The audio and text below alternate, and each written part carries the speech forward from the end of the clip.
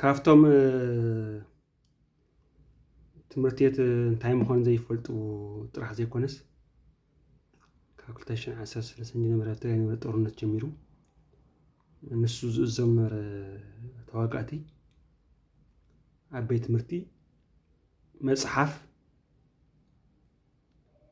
ናቐድሉ ዝስሕኑ ዝነበሩ ሓዊ ናይ ተምሃሮ ኮፍ ኢልካ ትመሃረሉ እዚ ናይ ሰለስተ ዝሕዝ ዴስክ ዝበሃል ሽሮዲ እንታይ ዝኾነ ዓይንስ ዘይፍለጥ ምግቢ ዝሰርሕሉ ዝነበሩ ኣብ ህዚ ሪአዮ